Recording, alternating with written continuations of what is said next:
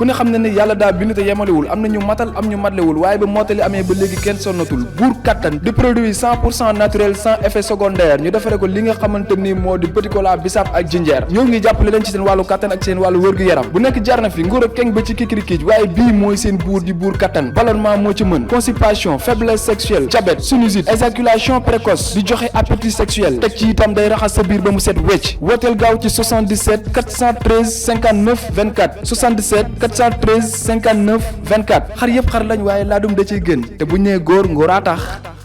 mbokk internet ci safo di seetaan Sunugal 24 ñu ngi leen di nuyu bu baax a baax di am kontaante ci qualité gi di ñëwaat ci li nga xamante ni moom moo di le point de la rédaction muy ay jotaay ñu koy amal saa su nekk fii ci Sunugal 24 di ci waxtaane lépp loo xam ne si ni actualité la moo xam fait divers la man ak Moustapha dinañ ci daal di toog fii faram fàcce waaye yéen tamit ngeen mën ci joxe seen xalaat ci commentaire yi donc mi ngi noonu Moustapha maa ngi lay nuyu di la bàyyi nga nuyu ak ñi nga xamante ni ñoom ñooy seetaan. maa ngi lay fay Cheikh Mahfous di nuyu ñëpp ñi nga xam ne dañuy faral di ànd ak ñun waxtu yu bu jotee rek ci seen chaîne bi di Sunugal 24. mi ngi noonu Moustapha dañu koy daal di doore ak góor jigéen ñi nga xamante ni ñoo nekkee fële ci France ñoom daal di nañuy addu jëmee ci li nga xamante ni moom mooy ab attitude la ci ñi nga xamante ni ñoom ñoo organisé woon wala ñenn ci ñi nga xamante ni ñoom ñoo organisé woon marche bi nga xamante ni dañ ko defoon ngir naqarlu wala ñaawlu góor jigéen ñi nga xamante ni ñu ngi fii ci Sénégal tey waa ànd maanaam aar jikko yi ñoom ñoo ko daal di organisé woon donc ñoom nag li ñuy sàkku mooy ci seen ministre de l'intérieur mu daal di tere ñi nga xamante ni ñoom ñoo doon organiser boobu les manifestations ñu daal di dugg foofu ci réewum France wala te ñi nga xamante ni moom moo di réewu Europe yi ñoom nag ñi ñu daal di ciblé bokk na ci xalif général bu Tidiane muy Serigne Babacar Sy Mansour waaye tamit ki nga xamante ni moom mooy xalif bu Thiénaba Babacar Mboup imam Dame Ndiaye imam Moustapha Gueye ak ki nga xamante ni moom mooy Dame Mbodj waaye imam François Mbodj tamit Clédor Sène Assane Diouf ak Cheikh Omar Diagne ak ñeneen ñoo xam ne si ni Moustapha donc ñi nga ci liste boobu nga xamante ni tey ñoo góor jigéen ñoo ñu fi nekk ca France dañu daal di sàkku ci ministre de l'intérieur boobu nga xamante ni moom moo nekk foofu ci France ngir mu daal leen interdire ci territoire bi nga xamante ni moom mooy territoire français ak li nga xamante ni moom mooy le territoire européen donc mu mel que ni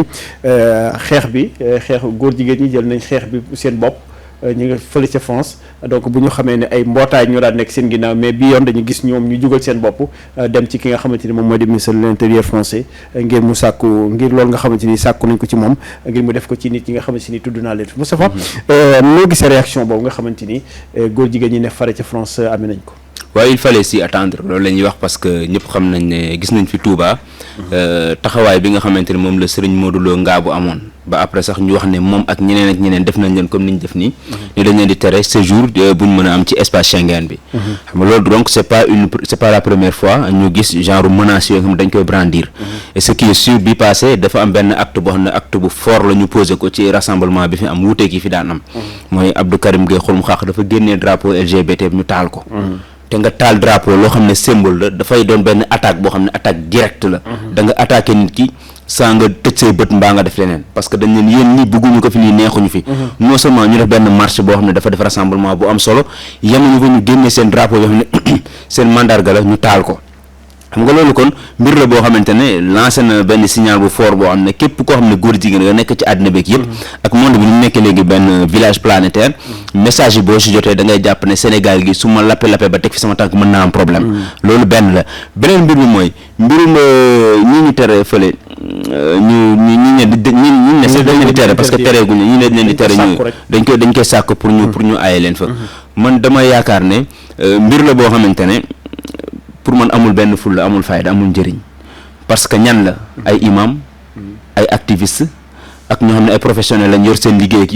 am taxawaay boo xam ne am nañ ko yaakaaruma tey jii ñoom bu ñu amee intérêt si yenn nit ñi bu ñu amee intérêt si yenn nit ñi duñu leen teru ñu yegg si pour man bu ñu amee intérêt si yenn nit ñi duñu leen tere ñu ñëw fa tant que respecté nga li nga xamante ni moom lañ sàkku pour nga yor ko pour dugg ci dëkk boobu gisuma nuñ la fete parce que ñoom ñoo am intérêt si yow waxuma nag ñi nga xamante ne peut-être dañ koy jàppee un simple activiste boo xam ne da ngay ñëw fa def ay conférence wala nga defee là su boobaa ñooñu mën nañ leen sonal mais quand il s'agit d'un professeur ou bien quelqu'un boo xamante ne yaakaar nañ ci mën nañu apporter dara peut-être mën nañ ko wax mu dugg mais lii ak lii ak doo ko fi aborder wala lii ak lii parce que après tout tamit monde bi ni ñuy évoluer jamono ji moo ko waral même su fekkente ne dañoo dem sax ba ñu dëggal ko ba aaye la ñu dem si frontière ñu dugg ci dëkk yooyu noonu man ñi nga nit ñëpp gisuma kenn koo xamante ne dina toog réccu ko amu ci parce que bu fekkoonte ne loolu la. te li ñuy yëngu sax est-ce que bëri li ñuy dem li ñuy voyage est-ce que bëri na ñi nga xamante ni cité nañ leen fii. loolu laa wax man su fekkoonte ne tey jii benn ministre nga ko def wala benn directeur général wala koo xamante ne peut-être ay mbir mi bitim réew la wala bitim réew la dëkk kooku mën nañ ko jàppee noonu mais ñi nga xamante ne presque seen activité fii la nekk et puis léegi monde bi da ngay nekk fii di lëkkaloo ak ki nekk bitim réew yéen a ngi woote dafay appel vidéo yéen a ngi liggéey en ligne yéen a ngi def lépp kon pratiquement léegi déplacement koo ko tere sax léegi man pour man yëfu xale la parce que fi ñu toll nii koo tere déplacement mën na woote li muy woote def li muy def am fa ay taalibeem am fa ñu ko gëm ñu ko defal li muy def wala ñu def loo xam ne bëggoon na ko def moo tax ma ne ñaari mbir ngi nii mbirum góor jigéen ak mbirum franc-maçon ñu tere la nga dugg ci dëkk loolu mooy li ci gën a ndaw xamal ne sa bakken sax mën na cee des kon bu ne teree nga dugg ci dëkk ak yooyu noonu te ku engagé wu ci xeex bi nga da nga koy jàppee rek benn coup d'épée dans l'eau maanaam amul benn njëriñ loolu ngay wax amul njëriñ parce que bi ngay dugg ci combat wala bi ngay dugg ci xeex bi xam nga ne li ci gën a tuuti mooy loolu maanaam nga génn ñu agressé la fii mbaa ñu terale doo wax mbaa ñu terale yenn ñu censuré ci yenn plateau yi mbaa yu bëri attends-toi à ce que sax ñu jël sa bakken kon kooku di xaar ñu jël bakkenam boo ko teree mu dugg ci biir réew wala mu teree mu dugg ci beneen réew loolu du ko saf du ko yëngal loolu moo tax ma jàpp ne rek ñi ko tere wala ñi koy bëgg sàkk bokk dañoo xamul parce que du loolu mooy reculer yooyu ñi nga xam ne dañoo am benn engagement boo xam ne dañuy aar seen ay valeur du loolu mooy reculer yooyu ñi nga xam ne dañoo am seen gëm-gëm parce que gëm-gëm moo gën a sori yu dafa doon loo xam ne dafa sori si nit comme ni mu soree si nit nag noonu la soree noonu yaakaar naa du ay tere doo dem fii wala doo def lii moo leen tax a dellu ginnaaw. mais mën na def effet parce que Moustapha du ëmp la sax ndax fan yéen ñu génn rek am na koo xam ne si def fi woote woon ci benn vidéo boo xam ne si ni defoon na ko ba tax vidéo bu lam ca waxoon am na ci am réew moo xam ne si ni fa la doon demander visa pour mën a dem ci réew moom ñu tereel ko joxuñu ko li nga xamante ni moo di visa parce que vidéo bu nga xamante ni moom la defoon te demee ambassade loolu lañ ko wax dafa am benn vidéo boo defoon di ci ŋàññi di ci wax lii loolu moo tax duñ la mayee li nga xamante ni moom moo di visa donc lii nii aussi dafay firndeel que ni tey demande bi nga xamante ni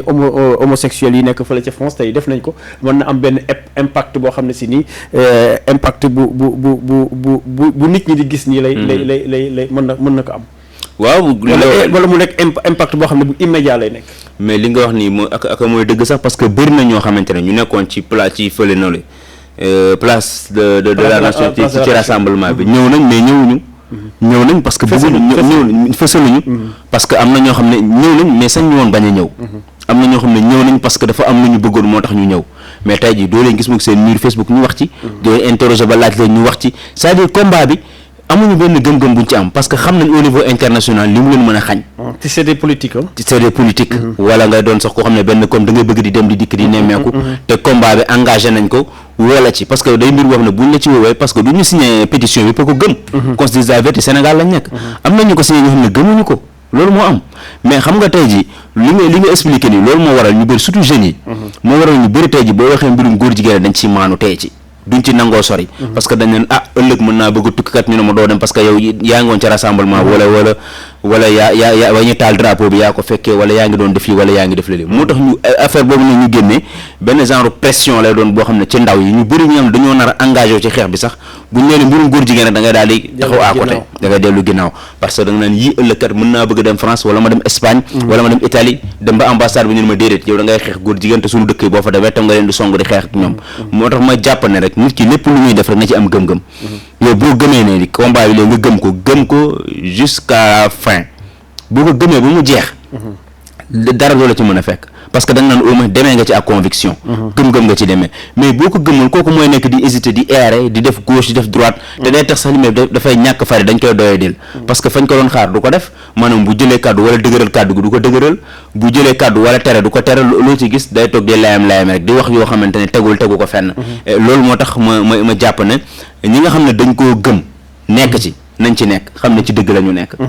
ku nekk ci dëgg nag doo ragal parce que dem États-Unis pas États-Unis dem France dem Italie wala Espagne ak yooyu yëpp sax yàlla moo nekk fépp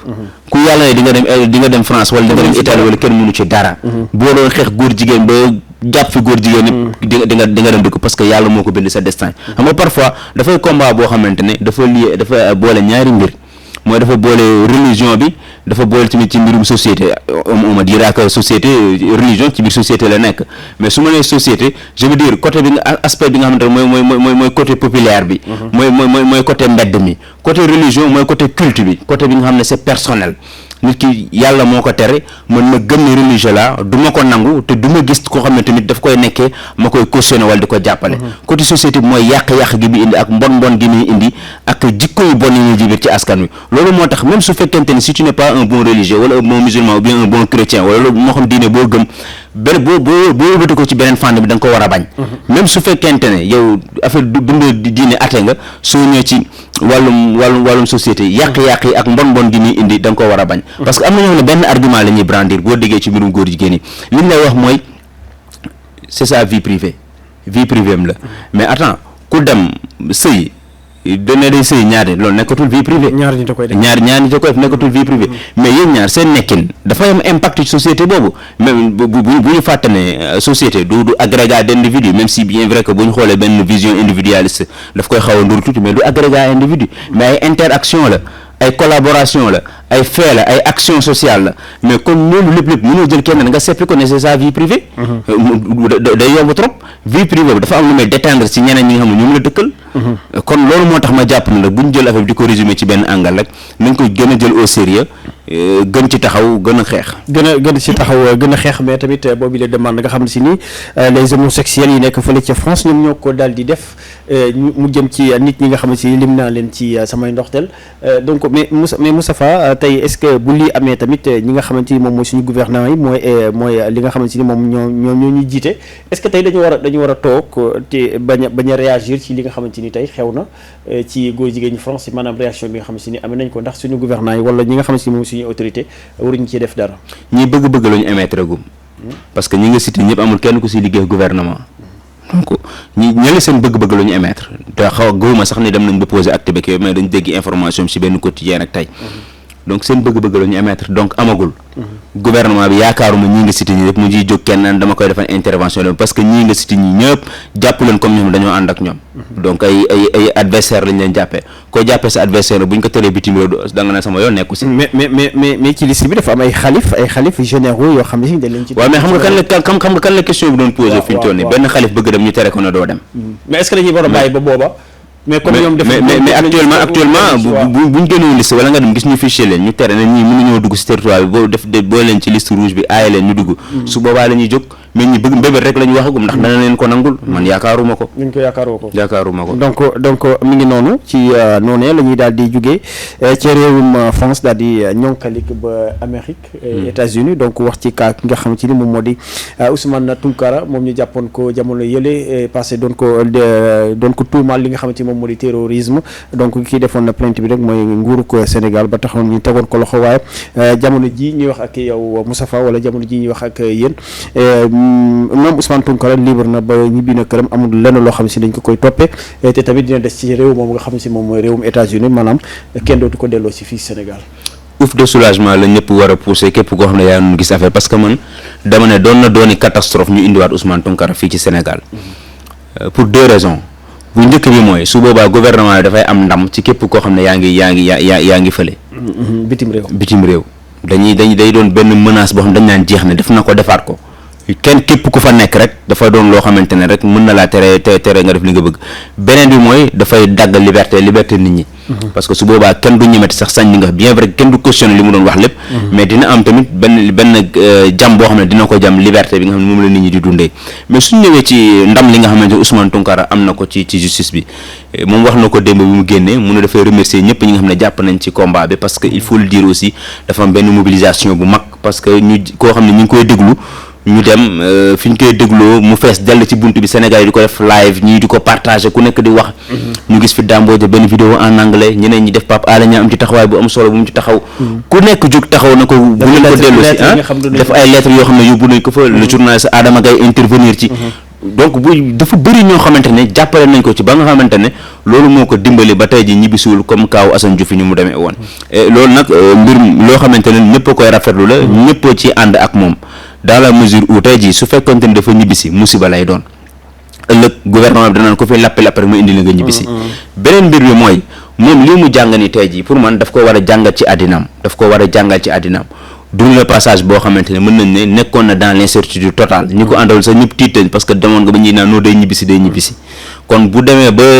jege woon ñibbisi delluwaat pour man il est temps mu changer de fusil d'épaule mu xool naka lay xoolaate naka lay communiquer naka lay def ba genre yi mu bañ say duggati nit ki mën nga wax say wax mu am benn impact bi toll fi muy toll te doo saaga doo gaañ kenn man loolu moo tax ki nga xam ne mooy Guy Marius Sagna communication ak sa façon de faire neex ma parce que nit la koo xamante ne raar na wala boog doo ko sax mës a gis nga gis ko ci violence au contraire ci moom la ñuy exercer violence bi à chaque fois doo gis doo ko gis mu def benn nga gis jamais nga gis mu delloo violence boobu jamais gis ñu ne Guy Marius Sagna ak waa FRAPP ñoo taxaw fa ñu ngay dóor nit wala ñu ngi dóor ko tere nañ leen dugg muy dóoraate wala tere nañ leen jamais nga gis ko wala ils sont armés ay néeg ñu côté boobu ñun du moom sànq du moom donc sax waa même waa Y'en a marre ak ñeneen këram bu nitu dëgg ak ñeneen seen bi ñuy def rek mooy dañuy yëkkat seen loxo voilà seen loxo ci ginnaaw pour comprendre que seen violence bi boo koy wax ci peut-être violence verbale bi ngay mën a wax ci kàddu yu dëgër yi yenn saay mais mënoo leen gisale ñu am benn attitude boobu wala benn comportement bu violent boobu loolu moo tax rek ma jàpp ne moom tamit war na mën a xoolaat copéem xool naka lay def ba yu mel ni bañ koo dal te lii nag li ma ci gën a kontaan loo rek mooy dafa am benn message bu ñu envoyé état bu Sénégal wan ko ne ni ngeen traité Assane Diouf nit ñi d'accord ñu si te ni ñu traité Assane Diouf amaana bu démb doon tey Assane Diouf du ñëw tey peut-être bu ñu inversé woon camp yi ci kaw Assane Diouf fa dogguma la mais est-ce que jàppale googu la moo manqué woon Assane Diouf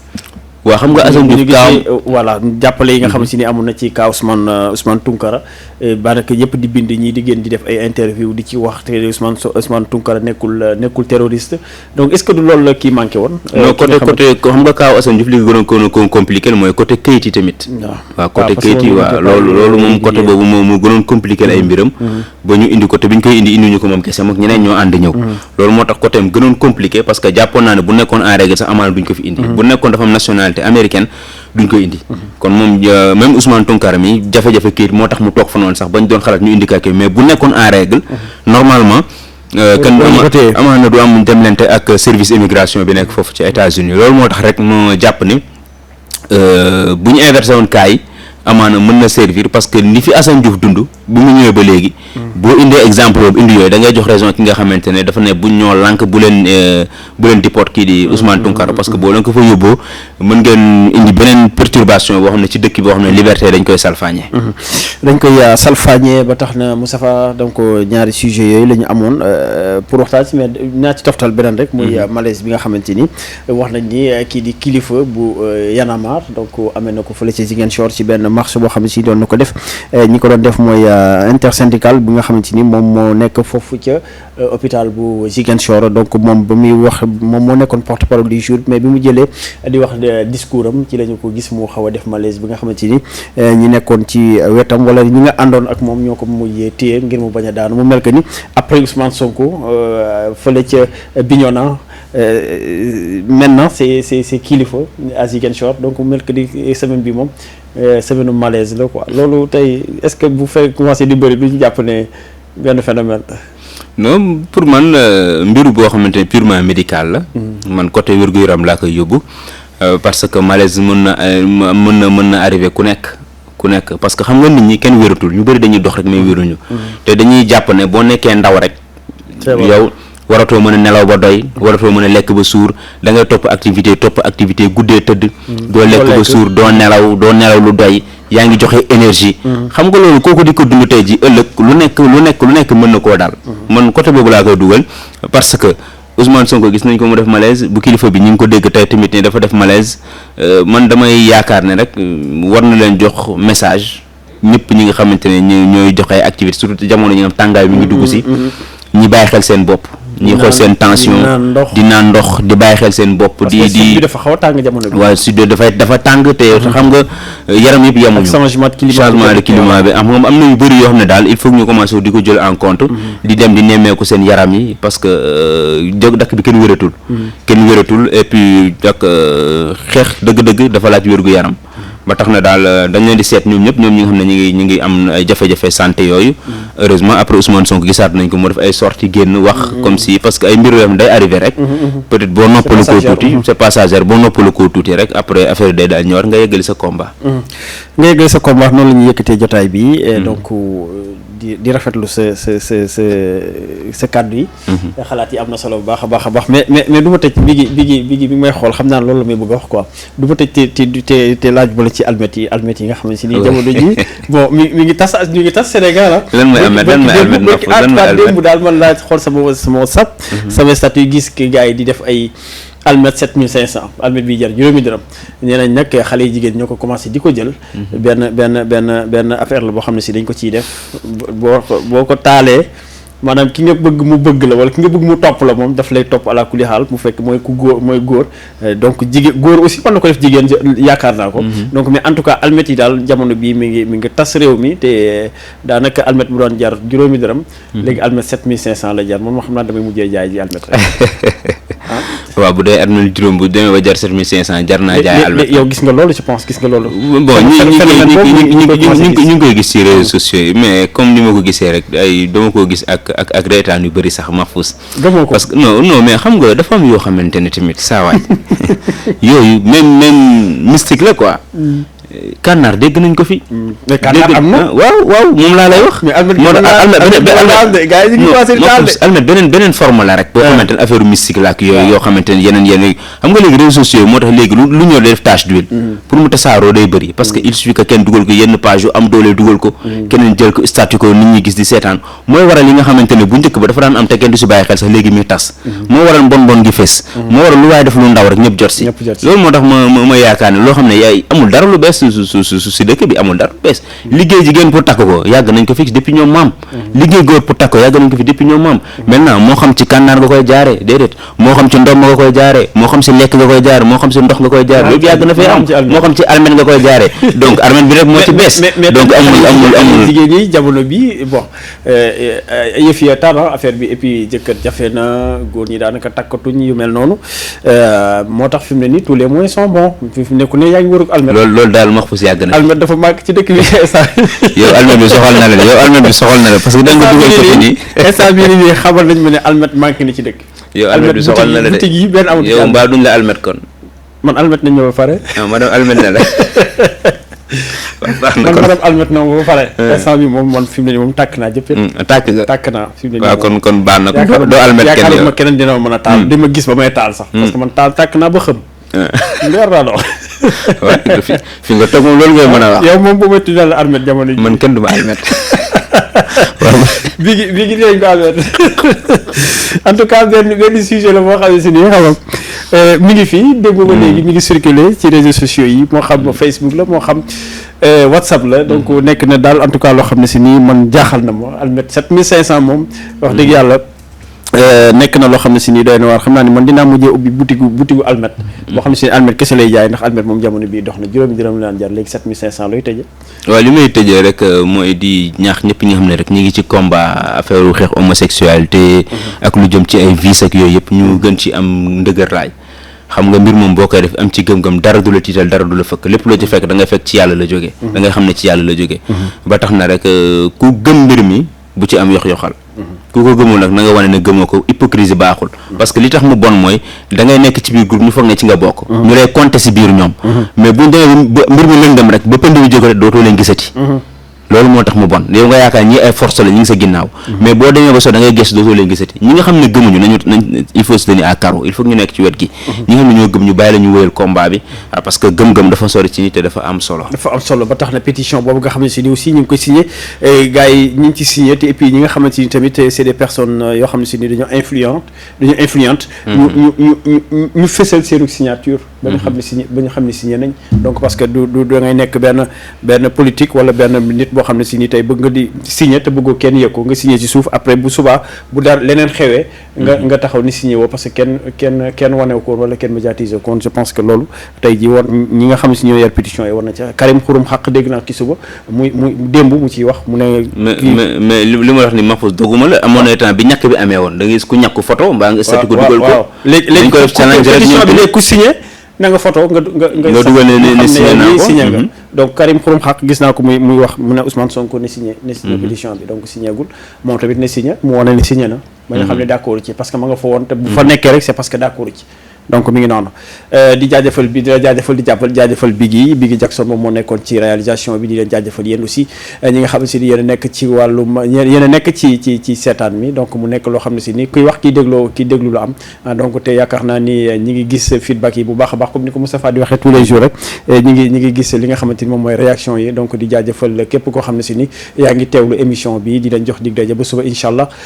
ci beneen plateau jërë ngeen jëf. ku ne xam ne ne yàlla daa bind te yemalewul am na ñu matal am ñu matlewul waaye ba mottali amee ba léegi kenn sonnatul buur kattan di produit 100% naturel sans effet secondaire ñu defare ko li nga xamante ni moo di petit cola bisaab ak jinjeer ñoo ngi jàppale leen ci seen wàllu kattan ak seen wàllu wërgu-yaram bu nekk jar na fi nguur ak keng ba ci kikirikiij waaye bii mooy seen buur di buur kattan ballonnement moo ci mën constipation faiblesse sexuelle diabète sinusite éjaculation précoce di joxe appétit sexuel teg ci itam day raxas sa biir ba mu set wecc wooteel gaaw ci 77 413 59 24 77 413 59 24 xar yëpp xar lañ waaye laadum da ciy gën te bu ñu nee góor ngóoraa tax